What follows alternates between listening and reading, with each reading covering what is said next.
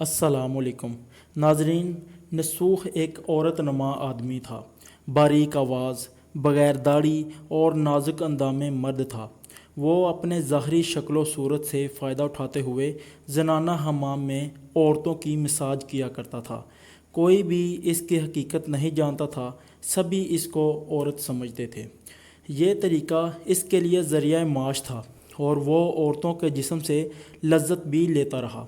کئی بار وجدان کی ملامت کرنے پر اس نے اس کام سے توبہ بھی کی، لیکن ہمیشہ توبہ توڑتا رہا۔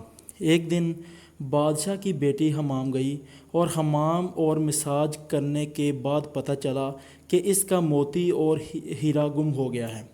بادشاہ کی بیٹی نے حکم دیا کہ سب کی تلاشی لی جائے۔ سب کی تلاشی لی گئی لیکن ہیرا کہیں نہیں ملا۔ نسوخ رسوائی کے ڈر کی وجہ سے ایک جگہ چھپ گیا۔ جب اس نے دیکھا کہ شہزادی کی کنیزیں اسے ڈھونڈ رہی ہیں تو اس نے سچے دل سے خدا کو پکارا اور خدا کی بارگاہ میں دل سے توبہ کی اور وعدہ کیا کہ آئندہ کبھی بھی یہ کام نہیں کرے گا، میری لاج رکھ۔ اچانک سے باہر سے آواز آئی کہ نسوخ کو چھوڑ دو، ہیرا مل گیا ہے۔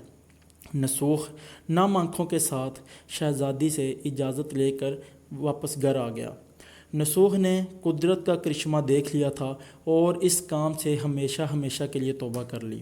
کئی دنوں تک حمام نہ آنے پر شہزادی نے بلاوا بھیجا کہ حمام آ کر مساج کرے، لیکن نسوخ نے بہانہ بنایا کہ اس کے ہاتھ میں درد ہے اور وہ مساج نہیں کر سکتا۔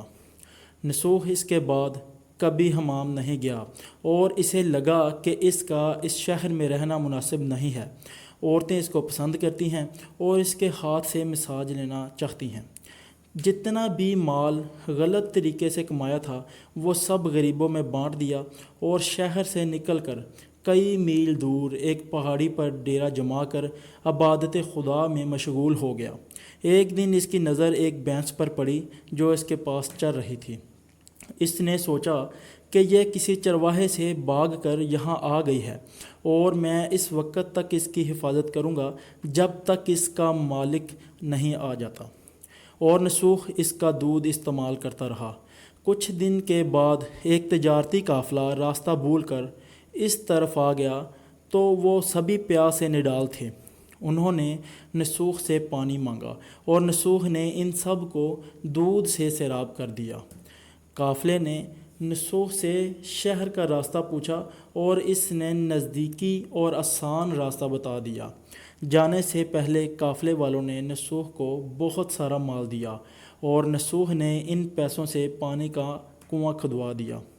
آہستہ آہستہ وہاں لوگ بسنے لگے اور وہاں عمارتیں بننا شروع ہو گئیں۔ وہاں کے لوگ نسوخ کو بڑی عزت اور احترام سے دیکھتے تھے۔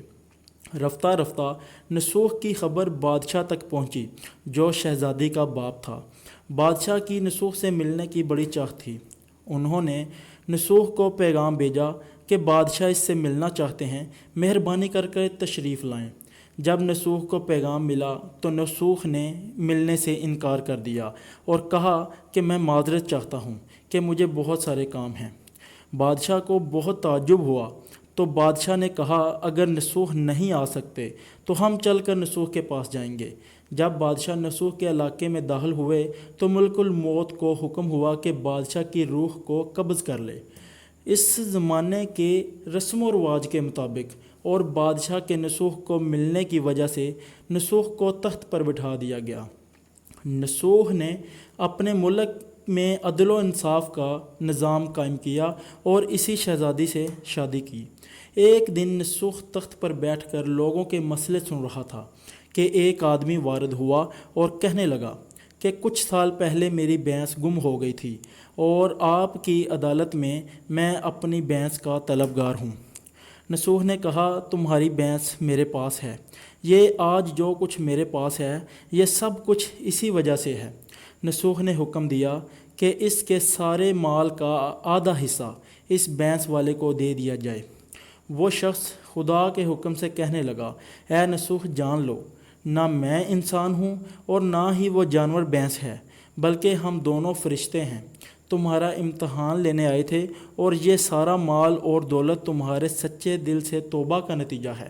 یہ سب کچھ تم کو مبارک ہو۔ اور وہ دونوں فرشتے غائب ہو گئے۔ میری دعا ہے کہ ہمارا رب ہمیں بھی ایسی توبہ کرنے کی توفیق عطا فرمائے۔